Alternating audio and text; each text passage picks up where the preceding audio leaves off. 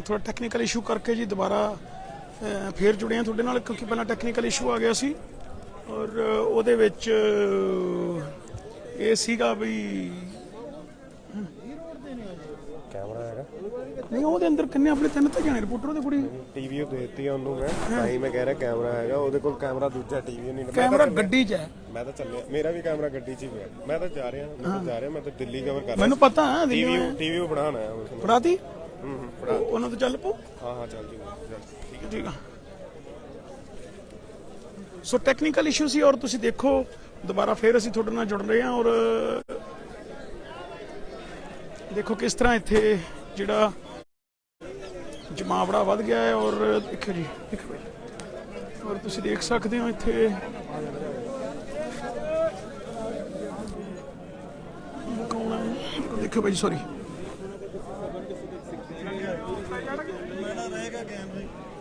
पर गल है कि सिख स्पिरिट नहीं भुलते ਜਿਹੜੇ ਭੁੱਲ ਜਾਂਦੇ ਆ ਰਹੇ ਨੇ ਥੋੜਾ ਜਿਹਾ ਰਾਹ ਛੱਡ ਦਿਓ ਮਾਰੇ ਕੋ ਮਗਰ ਨੂੰ ਹੋ ਜਾਓ ਜੀ ਬੇਨਤੀ ਆ ਮਹਾਰਾਜ ਥੋੜੇ ਪਿੱਛੇ ਹੋ ਜਾਓ ਜੀ और तुसीं देखो शायद उन्हां दी जिहड़ी मृतक देह आ वो लैके शायद आ रहे ने और ਦੀਪ ਨੂੰ ਚਾਉਣ ਵਾਲਿਆਂ ਦੇ ਲਈ कैमरा कित्थे कैमरा ऊपर है ਤੇ ਫਿਰ ਟੀਵੀ ਕਿਵੇਂ ਲੱਗੂ ਉਹ ਨਹੀਂ ਸੁਮਨ ਮੈਮ ਨੂੰ ਦੇਣਾ ਉਹ ਨੌਜਵਾਨ ਕਿੱਥੇ ਗਿਆ ਜੋ ਰੋਂਦਾ ਪਿਆ ਸੀ ਉਹ ਤਾਂ ਗਿਆ ਇੱਥੇ ਉਹ ਮੈਨੂੰ ਤਾਂ ਬੋਡੀ ਆ ਰਹੀ ਹੈ ਨਾ ਬੋਡੀ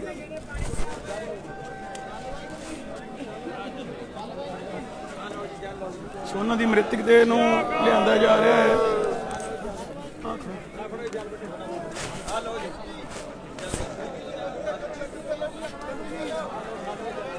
ਸੋ ਇਸ ਵਕਤ ਇੱਥੇ ਜਿਹੜੀ तिल सिटन की भी नहीं जगह और तुसी देखो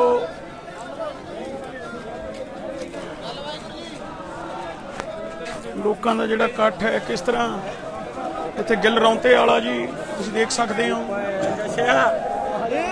गिल रौंते भाई और इत्थे निंग सिंह जत्थियां बंदियां ਅੱਜ ਕੇ ਜਕਾਰੇ ਗਜਾਵੇ ਸਤ ਜਨਾਬ ਸਤਿ ਸ੍ਰੀ ਅਕਾਲ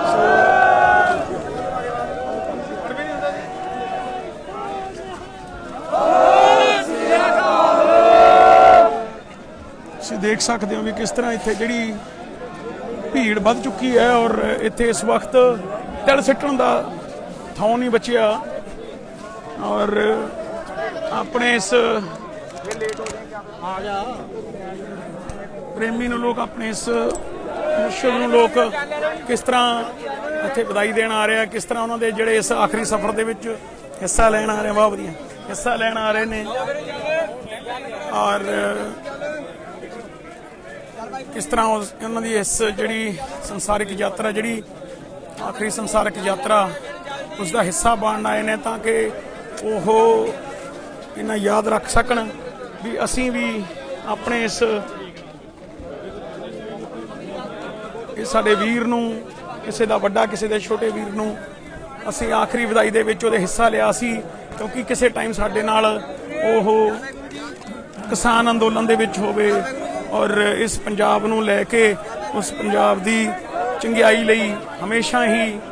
ਉਹਨਾਂ ਨੇ ਪਹਿਲ ਕਦਮੀ ਕੀਤੀ ਉਹ ਹਮੇਸ਼ਾ ਹੀ ਮੂਹਰਲੀ ਕਤਾਰ 'ਚ ਰਹੇ ਨੇ ਔਰ ਤੁਸੀਂ ਦੇਖ ਸਕਦੇ ਹੋ ਹਰ ਇੱਕ ਦੇ ਹੱਥ ਦੇ ਵਿੱਚ ਦੀਪ ਸਿੱਧੂ ਅਮਰ ਰਹੇ ਦੇ ਪੋਸਟਰ ਹਨ ਔਰ ਇੱਥੇ ਕੁਝ ਬੀਬੀਆਂ ਕੁਝ ਲੜਕੀਆਂ ਕੁਝ ਹਰ ਕੋਈ ਇੱਥੇ ਆਉਣਾ ਚਾਹੁੰਦਾ ਹਰ ਕੋਈ ਦੇਖਣਾ ਚਾਹੁੰਦਾ ਹੈ ਕਿਉਂਕਿ ਪਰ ਐਕਚੁਅਲ ਸਾਡੇ ਧਰਮ ਦੇ ਵਿੱਚ ਇੱਥੇ ਇਜਾਜ਼ਤ ਨਹੀਂ ਹੁੰਦੀ ਮੁਸਲਮਾਨ ਭਾਈਚਾਰੇ ਤੋਂ ਕ੍ਰਿਸਚੀਅਨ ਭਾਈਚਾਰੇ ਤੋਂ ਇੱਥੇ ਕੋਈ ਵੀ ਇਸ ਤਰ੍ਹਾਂ ਦੇ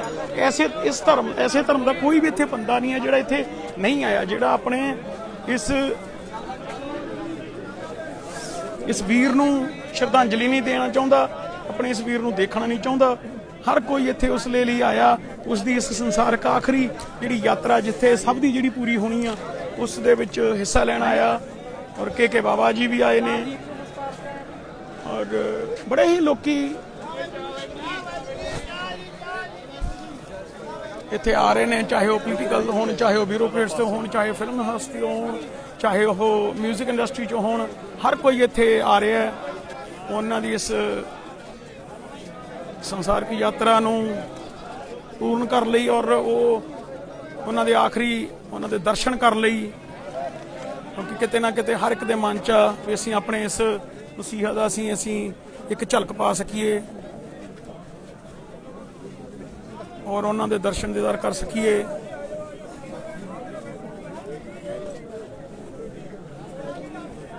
ਤੁਸੀਂ ਦੇਖੋ ਕਿਸ ਤਰ੍ਹਾਂ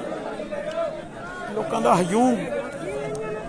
ਜਿਹੜਾ ਆ ਰਿਹਾ ਔਰ ਅੰਦਰ ਬਿਲਕੁਲ ਜਗ੍ਹਾ ਨਹੀਂ ਬਚੀ, ਤੁਸੀਂ ਦੇਖ ਸਕਦੇ ਹੋ ਔਰ ਹਰ ਇੱਕ ਬੰਦਾ ਇੱਥੇ ਜਿਹੜਾ ਇਹੀ ਜਿਹੜੀ ਇਹ ਉਹਨਾਂ ਦੀ ਮ੍ਰਿਤਕ ਦੇਹ ਆ ਕਦੋਂ ਇੱਥੇ ਉਹਨਾਂ ਦੀ ਪਹੁੰਚੇਗੀ ਝੰਡੇ ਤੁਰੇ ਫਿਰਦੇ ਆ ਔਰ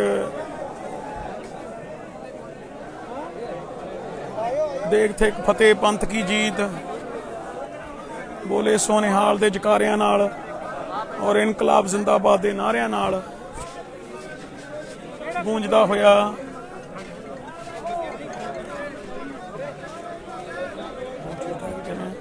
ਤੇ ਔਰ ਤੁਸੀਂ ਦੇਖੋ ਹਰ ਵਰਗ ਦਾ ਇੱਥੇ, ਚਾਹੇ ਨੌਜਵਾਨ, ਬਜ਼ੁਰਗ, ਬੱਚੇ, ਔਰਤਾਂ, ਹਰ ਵਰਗ ਦਾ ਬੰਦਾ ਇੱਥੇ ਪਹੁੰਚਿਆ ਔਰ ਉਹਨਾਂ ਦੇ ਆਖਰੀ ਦਰਸ਼ਨ ਦੀਦਾਰ ਲਈ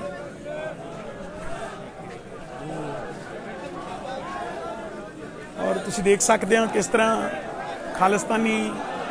ਝੰਡੇ ਦੇ ਵਿੱਚ ਝੰਡੇ ਲਹਿਰਾਏ ਜਾ ਰਹੇ ਔਰ ਕਿਸ ਤਰ੍ਹਾਂ ਉਹਨਾਂ ਦੀ ਜਿਹੜੀ ਜੁਝਾਰੂ ਸੋਚ, ਉਹਨਾਂ ਦੀ ਆਜ਼ਾਦ ਸੋਚ, ਜਿਹੜੀ ਉਹਨਾਂ ਦੀ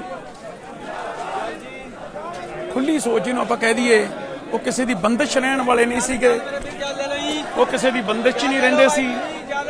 ਔਰ ਉਹ ਹਮੇਸ਼ਾ ਹੀ ਆਪਣੀ ਬੇਬਾਕੀ ਨਾਲ ਗੱਲ ਰੱਖਦੇ ਸੀ ਔਰ ਹਮੇਸ਼ਾ ਹੀ ਇਹ ਗੱਲ ਕਹਿੰਦੇ ਸੀ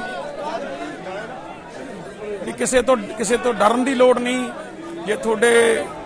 ਮਨ ਦੇ ਵਿੱਚ ਸੱਚਾਈ ਹੈ ਔਰ ਤੁਸੀਂ ਕੁਝ ਚੰਗਾ ਕਰਨਾ ਚਾਹੁੰਦੇ ਹੋ ਆਪਣੀ ਕੌਮ ਲਈ ਤਾਂ ਤੁਸੀਂ ਬੇਧੜਕ ਬੋਲ ਸਕਦੇ ਹੋ ਔਰ ਉਹਨਾਂ ਨੇ ਦੇਸ਼ ਦੀਆਂ ਸਰਕਾਰਾਂ ਨਾਲ ਮੱਥੇ ਲਾਏ, ਉਹਨਾਂ ਨੇ ਸਟੇਟ ਗਵਰਨਮੈਂਟਾਂ ਨਾਲ ਮੱਥੇ ਲਾਏ ਔਰ ਉਹਨਾਂ ਨੇ ਇਸ ਦੇ ਲਈ ਸਜ਼ਾਵਾਂ ਵੀ ਭੁਗਤੀਆਂ। ਉਹਨਾਂ ਨੇ ਇਸ ਲਈ ਆਪਣੇ ਉੱਤੇ ਤਸ਼ੱਦਦ ਵੀ ਸਹੇ, ਪਰ ਉਹਨਾਂ ਨੇ ਕਦੇ ਵੀ ਮੂੰਹ ਨਹੀਂ ਵੱਟਿਆ। ਹਮੇਸ਼ਾ ਹੀ ਪੰਜਾਬੀਅਤ ਲਈ ਮੋਢੇ ਨਾਲ ਮੋਢਾ ਲਾ ਕੇ ਖੜੇ ਰਹੇ ਨੇ, ਪੰਜਾਬੀਅਤ ਲਈ ਸਦਾ ਹੀ ਉਹ ਡਟੇ ਰਹੇ ਨੇ ਔਰ ਉਹਨਾਂ ਦਾ ਹਰ ਵਕਤ ਇੱਕੋ ਹੀ ਉਹਨਾਂ ਦਾ ਨਾਰਾ ਹੁੰਦਾ ਸੀ ਵੀ ਪੰਜਾਬ ਤੇ ਪੰਜਾਬੀਅਤ ਲਈ ਖੜੋ ਔਰ ਉਹਨਾਂ ਲਈ ਆਵਾਜ਼ ਆਪਣੀ ਬੁਲੰਦ ਕਰੋ ਔਰ ਉਹ ਜਿਸ ਤਰ੍ਹਾਂ ਵੀ ਆਵਾਜ਼ ਬੁਲੰਦ ਕਰਨੀ ਪਵੇ ਉਹ ਕਰੋ ਔਰ ਹਮੇਸ਼ਾ ਹੀ ਉਹ ਖਾਲਿਸਤਾਨੀ ਸੋਚ ਸਦਾ ਹੀ ਵਾਹਿਗੁਰੂ ਦੇ ਓਟ ਆਸਰਾ ਲੈ ਕੇ ਉਹਨਾਂ ਦੀ ਰਜ਼ਾ 'ਚ ਰਹਿ ਕੇ ਉਹ ਆਪਣੀ ਗੱਲ ਕਰਦੇ ਸੀ ਔਰ ਉਹ ਸਦਾ ਹੀ ਅਗਾਊਂ ਵਧੂ ਜਿਹੜੀ ਸੋਚ ਸੀ ਉਹਦੇ ਨਾਲ ਚੱਲਦੇ ਸੀ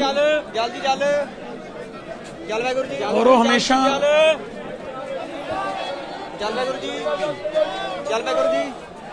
ਇਹ ਕਹਿੰਦੇ ਸੀ ਵੀ ਜੇ ਤੁਸੀਂ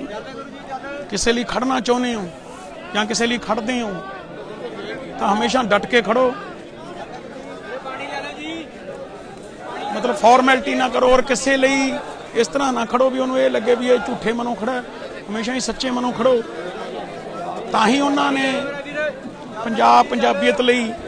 ਹਰਾ ਨਾਰਾ ਮਾਰਿਆ ਔਰ ਜਦੋਂ ਉਹਨਾਂ ਨੇ ਹਰਾ ਨਾਰਾ ਮਾਰਿਆ ਸੀ ਤਾਂ ਉਹਨਾਂ ਨੂੰ ਇਸ ਦੀ ਸਜ਼ਾ ਵੀ ਭੁਗਤਣੀ ਪਈ ਸੀ ਪਰ ਫਿਰ ਵੀ ਉਹ ਖੁਸ਼ ਸਨ। ਉਹ ਆਪਣੇ ਤੇ ਕੀਤੇ ਤਸ਼ੱਦਦ ਨੂੰ ਵੀ ਹਮੇਸ਼ਾ ਇਹੀ ਕਹਿੰਦੇ ਸੀ ਵੀ ਸ਼ਾਇਦ ਜੇ ਮੇਰੀ ਕੋਈ ਕੀਤੀ ਕੁਰਬਾਨੀ ਕੌਮ ਦੇ ਕੰਮ ਆ ਜਾਵੇ ਤਾਂ ਮੈਂ ਆਪਣੇ ਆਪ ਨੂੰ ਖੁਸ਼ਕਿਸਮਤ ਸਮਝਾਂਗਾ।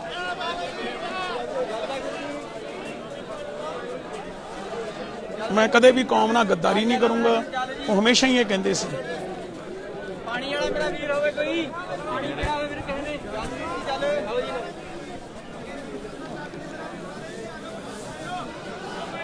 ਤੁਸੀਂ ਦੇਖੋ ਕਿਸ ਤਰ੍ਹਾਂ ਲਓ ਫਿਰ ਲੈ ਲਓ ਜੀ ਚੱਲ ਵੈਗੁਰੂ ਜੀ ਚੱਲ ਲੋਕ ਆਪਣੇ ਵੈਗੁਰੂ ਜੀ ਚੱਲ ਇਸ ਲੈ ਲਓ ਜੀ ਚੱਲ ਵੀਰ ਦੀ ਆਪਣੇ ਇਸ ਫਿਲਾਸਫਰ ਦੀ ਆਪਣੀ ਕਿਸੇ ਇੱਕ ਝਲਕ ਪਾਉਣ ਲਈ ਕਿਸ ਤਰ੍ਹਾਂ ਦੇਖੋ ਛੱਤਾਂ ਤੇ ਚੜੇ ਹਨ ਚੱਲ ਲੈ ਲਓ ਔਰ ਕਿਸ ਤਰ੍ਹਾਂ ਇੱਥੇ ਪਾਣੀ ਮੇਰਾ ਵੀਰੇ ਕਿਸੇ ਨੇ ਲੈਣਾ ਹੋਵੇ ਭੀੜ ਦੇ ਰੂਪ ਵਿੱਚ ਇੱਕ ਮਹਾ ਹਜੂਮ ਜਿਹੜਾ ਜਿਹਨੂੰ ਕਰੀਏ ਮਹਾ ਇਹ ਜਿਹੜੀ ਇੱਕ ਜਨ ਜਿਵੇਂ ਅੰਦੋਲਨ ਦੇ ਵਿੱਚ ਇਹ ਇਕੱਠ ਹੋਇਆ ਸੀ ਉਸੇ ਤਰੀਕੇ ਨਾਲ ਇੱਥੇ ਇਹ ਇਕੱਠ ਦੇਖਣ ਨੂੰ ਮਿਲ ਸਕਦਾ ਹੈ ਕਿਉਂਕਿ ਆਪਣੇ ਇਸ ਭਰਾ ਨੂੰ ਲੋਕ ਆਪਣੇ ਇਸ ਵੀਰ ਨੂੰ ਆਪਣੇ ਇਸ ਫਿਲਾਸਫਰ ਨੂੰ ਲੋਕ ਅਲਵਿਦਾ ਕਹਿਣ ਆਏ ਨੇ ਔਰ